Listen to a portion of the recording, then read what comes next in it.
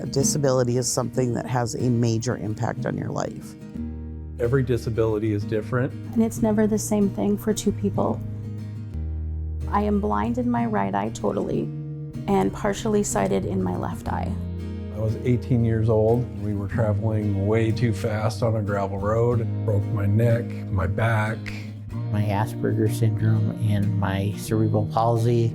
I have anxiety and depression. People would have no idea just talking to me. Being independent means different things to different people. I want to live in my own house. I want to pay my own bills. Live independently and not rely on other people.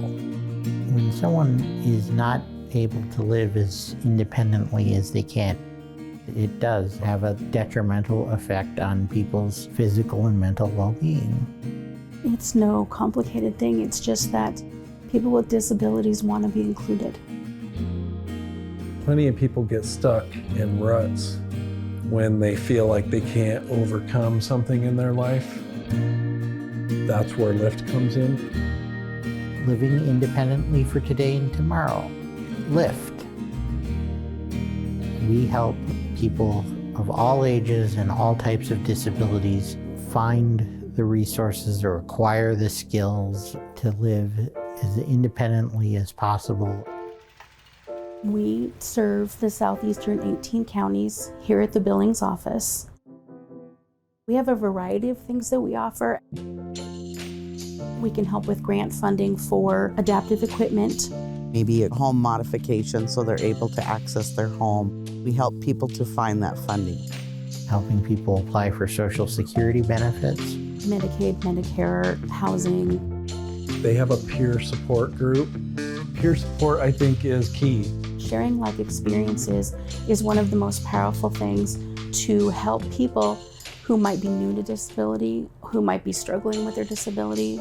Youth transitions is kids that are transitioning out of high school. They need to learn those adulting skills. It might be rent an apartment, learn how to grocery shop, budgeting. Help someone advocate for themselves in a school or an employment setting. One of our biggest strengths is providing folks with information and referral. If we can't help you, we hope to know who can. A lot of times we'll have a potential consumer call in and they think that they just have one need, and it turns out that we end up finding 3 or 4 things we can actually do for them. You can just come in and say, hey, I feel like I have this going on. Can you help me? And we can, which is so cool to me. I love that. Most of us on staff at LIFT have identified ourselves as having one or more disabilities. That is helpful in many cases. It's easier to empathize with someone when you yourself have struggled with a disability. This is what we specialize in. This is who we are, and this is what we do. And it costs nothing to go to LIFT. It's a nonprofit organization and they're there to help. Somebody that was a consumer that was working with LIFT was asked to do an art project. He visualized that the balloon helps to lift people up. And then it became the logo, and it's stuck.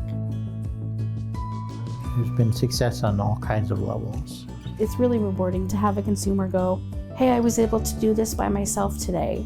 We want people to live their best life as independent as possible. Live as everyone else in society and live as a part of society, not apart from society.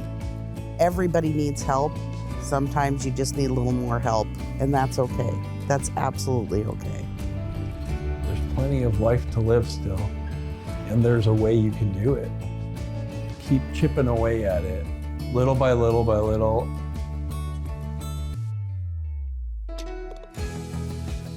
Knowledge is power. Let's share it, for crying out loud. Send us an email, give us a call. We'll do our best to help. We can definitely help figure out what your needs are and get started on that. We're one of many steps in the path to independence, and we're happy to be serving people here in the community.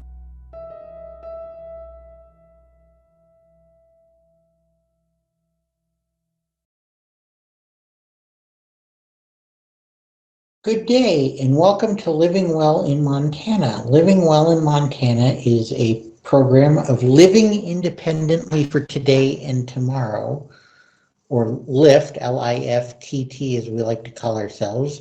And LIFT is a Center for Independent Living, which means we are an advocacy and resource for persons with disabilities living in an 18-county region of southeastern and south central Montana.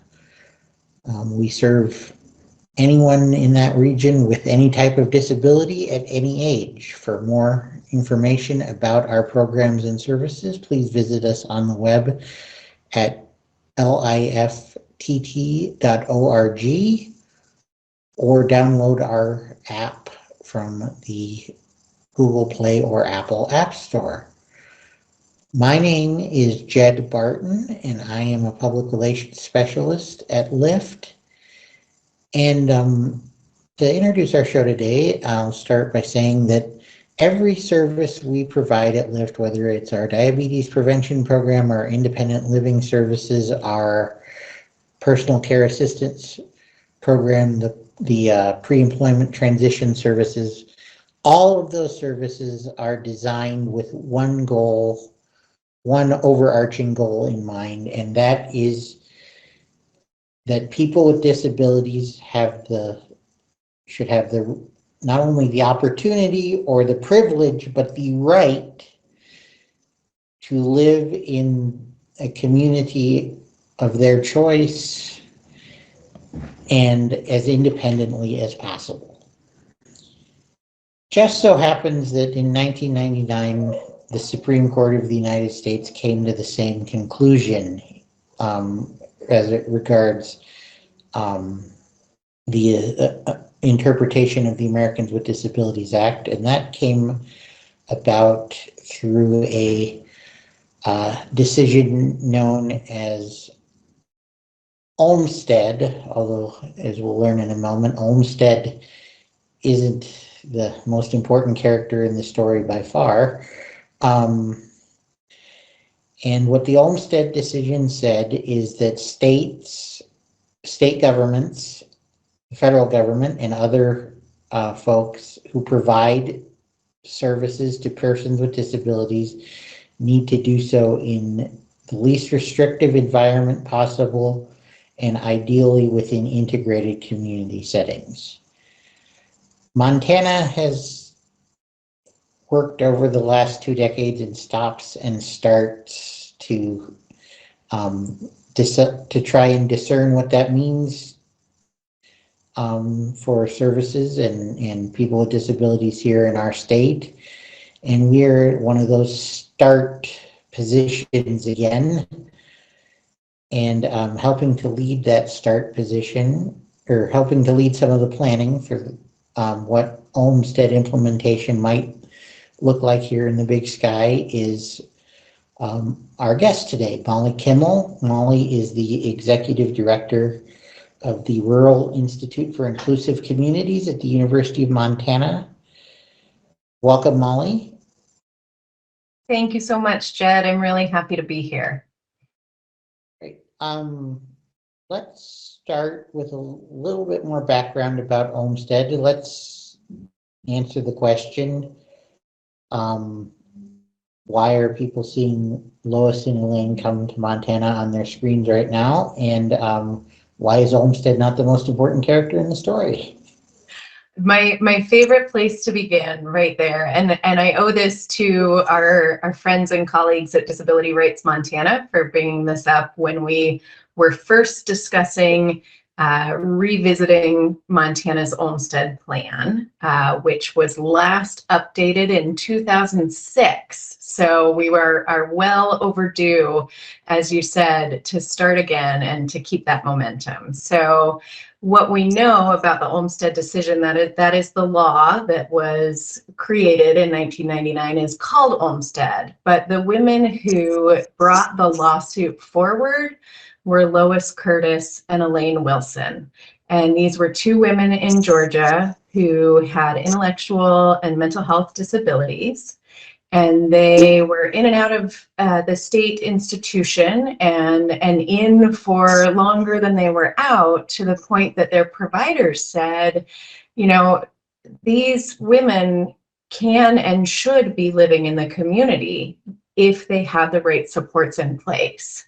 And so at that point, they brought forward a lawsuit claiming, exactly like you said, that this was discrimination under the ADA, that they were living in an institution instead of the community. And so we need to honor the work and the effort and the lives of both Lois Curtis and Elaine Wilson, the courage that they had to bring this lawsuit forward and have it go all the way up to the Supreme Court. So Olmstead was the commissioner of the Georgia Department of Human Resources. He was the bad guy. So let's not talk about him. Let's talk about Lois and Elaine and what they did. And so within our marketing of what we're doing with the plan, we are referring to it as the Curtis and Wilson plan or the Lois and Elaine plan, to let people know that we need to be honoring these two women. Yes, it is a curious quirk of that. By the time it got to the Supreme Court, I believe Lois and Elaine again, I don't remember exactly the details, but again, there's some reason, convention or something, that we remember Dred Scott, but not necessarily Sanford, or we remember, or we call it Brown, not Board of Education, but yeah, and Lois and Elaine deserve. Yeah, let's flip the script a little bit, right? And I know the Rural Institute, our counterpart in Georgia, also calls it the Curtis and Wilson plan. So where those women came from, we're working to change the narrative a little bit. That's awesome. So let's talk about what is a Curtis and Wilson plan and what are the steps being taken. I know that this began at least publicly began at a Montana Independent Living Symposium in 2022 or 3, and the Governor Gianforte was there, and the statewide Independent Living Council basically said, Governor, we would like to see this happen in Montana, and we would like the authority to make it happen. And there's been a legislative bill, and again, chances are there will be some more legislative bills because, again, everything, you start to work on one problem, you find 3 more. But so what is the state of play right now? What is the role of the Rural Institute? Yeah, great question.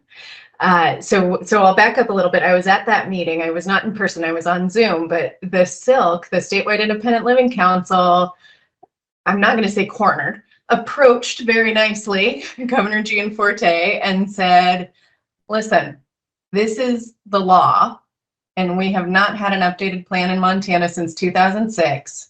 We need to do something about it. Do we have your support? And I just say over and over again that this is such a wonderful illustration of advocacy and action by the SILC, because they were relentless in getting the information out about updating the Olmstead plan, or the Curtis and Wilson plan, and finding a sponsor for a legislative bill that passed in the 2023 session 2 years ago. So Representative Bob Keenan from Big Fork helped lead that effort, and the SILC just, did a fantastic job of advocating for this bill, of rallying support from all of the other centers for independent living and other disability advocacy organizations around the state, so that when that bill passed, there was some funding attached to it. So the state was able to use that funding to hire the Rural Institute as a contractor. So normally the state would be doing this work themselves, and they said, we're a little overloaded. You know, is this something that you can take on? And we worked together on a work plan. And for those not familiar with the Rural Institute, we are a university center on disability. So we run research projects, we do evaluation projects, we hold trainings, we have service-related projects under our umbrella that are all related to disability. So even though we're housed on the University of Montana campus and we utilize resources, we really serve the state and we work on projects around the country as well. So this fit very well with our mission and values and how we want to make sure that people with disabilities, exactly like you said, have the choice to live in the community with supports that allow for as much independence as possible. So we started that contract in April of this year. So really we're still fresh. We're still in what I'll call the first half of the plan. And that contract is going to extend through the end of next December. And so we have a work plan in place. We are really dedicated to hearing from people with disabilities across the state to inform this plan. And so we have a number of focus groups that have already happened in every corner of the state. We are doing some statewide focus groups right now virtually, and we are also going to be doing some one-on-one interviews with folks who have transitioned from an institutional or a congregate setting into more independent living, so that we really hear as many voices as possible to inform this plan from the get-go. And I don't want to jump ahead to your next question, but it doesn't end there. You know, our contract will end in next December, but we have lots of plans to make sure that this is not something that just sits on a shelf gathering dust. That's great. Before we talk about those plans, you mentioned focus groups all over the state. I know there was one here in Billings, and I think there was a couple for folks in the eastern part of our service area. May have been combined with parts of another SIL service area, but that happens in eastern Montana. It's big and wide and not a lot of people.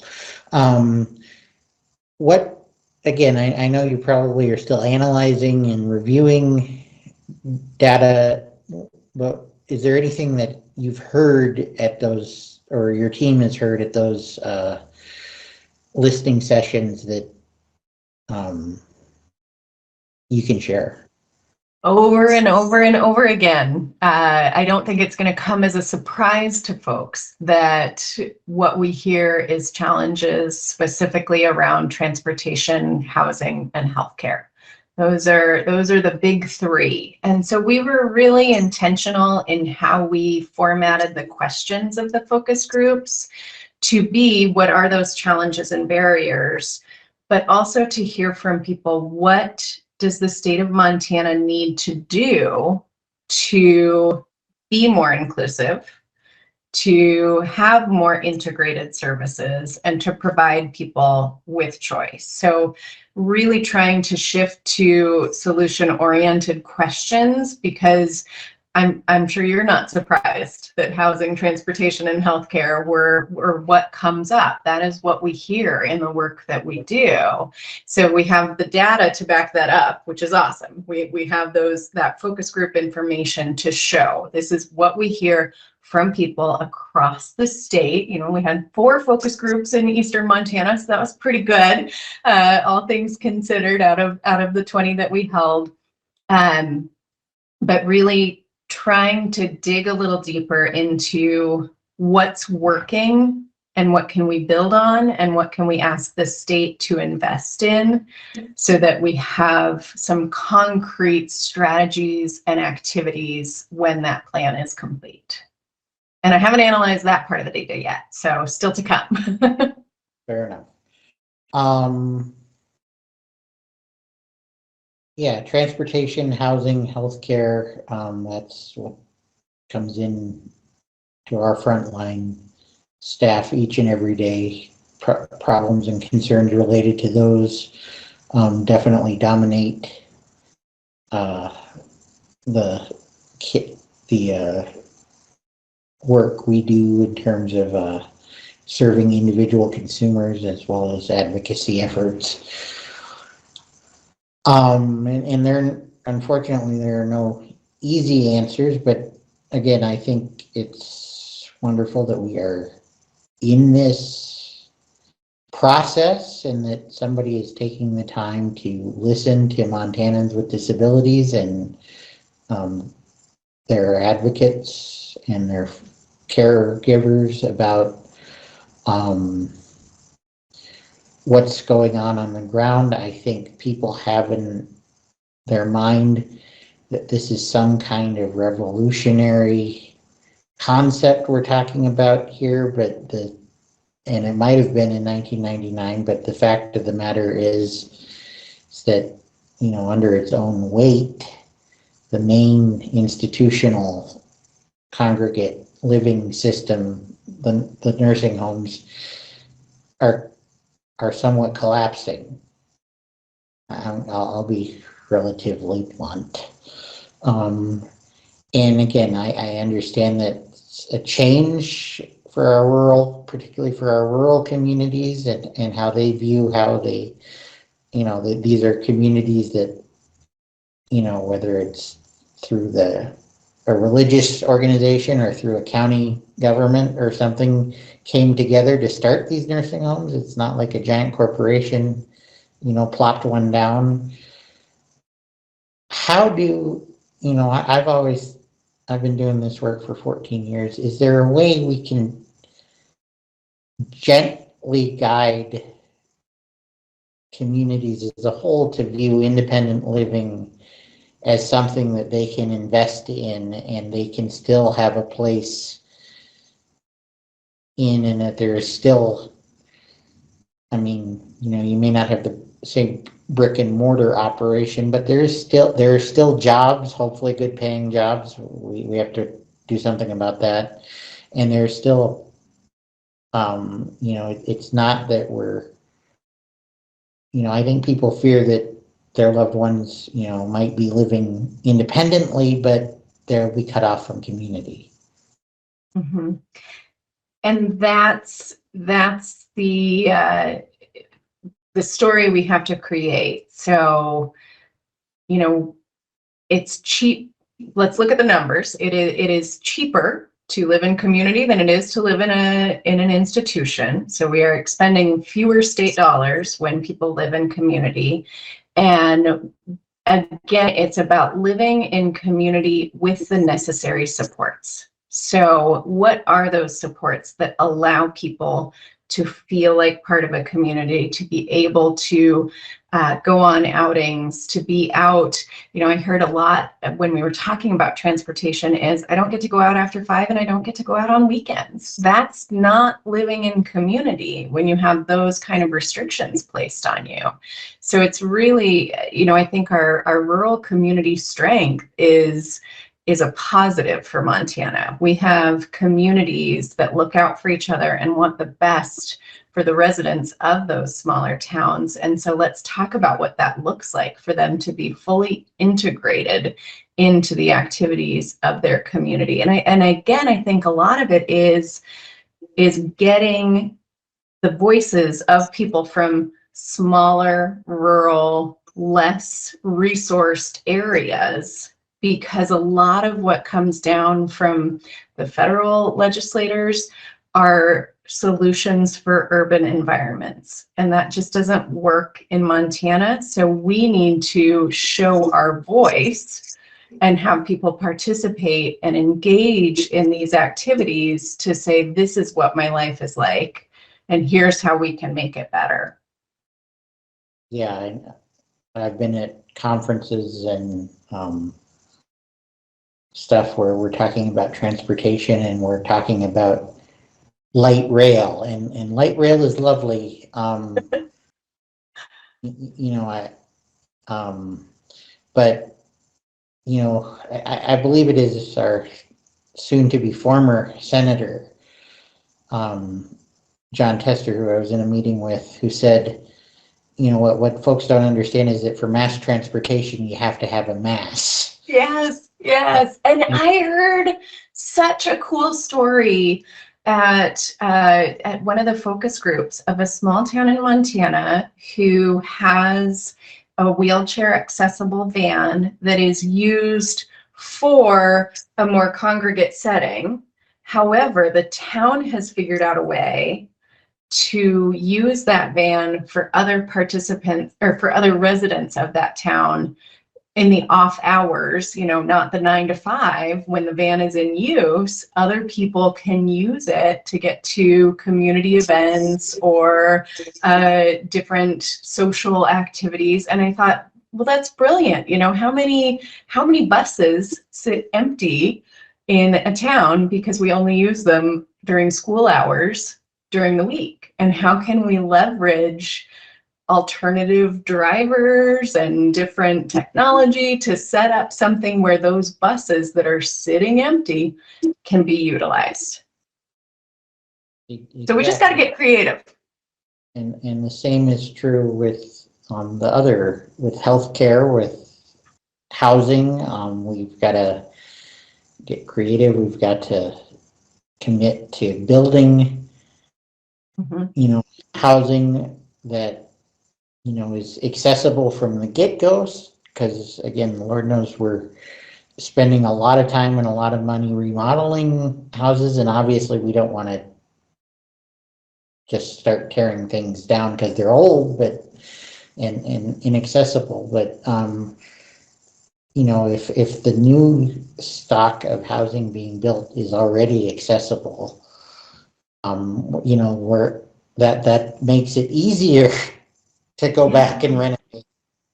And that creates a larger stock of options for folks. Right now, it's that it's not necessarily, it's that there aren't accessible houses, period. There is nothing available for a lot of people in a lot of communities. So again, so much education out to developers and architects and having conversations about universal design and how that helps everybody, and how important aging in place is to our aging population. So if we can build it the right way to start, as you said, we're going to be in much better shape. I have us coming up to about the end of our time together. That went really fast. Yeah. 23 minutes is not as long as one thinks. So I hope we'll have you back. I'm almost positive we will at some point to talk more about Olmsted and the other great things going on at the Rural Institute. We need to get some together with the folks here in Billings at Montech and do another show where we demo some tech, I think. But thank you. Where can people go to find out more about the Olmsted planning process? Yeah, absolutely. So if you go to the Rural Institute website, then we have under our partnership section, we have a whole page dedicated to Curtis and Wilson Plan that goes through our timeline and where we're at, and is going to be sharing data over the next year as we continue to go through this process. And anyone is welcome to reach out to me to ask questions or see how they can be involved. This is a community effort. So I really appreciate you having me on, Jed. Thanks. And for people who are interested in more information about LIFT, we are online at liftt.org, or you can give us a call in Billings at 406-259-5181, or in Glendive at 406-948-8500. Thank you.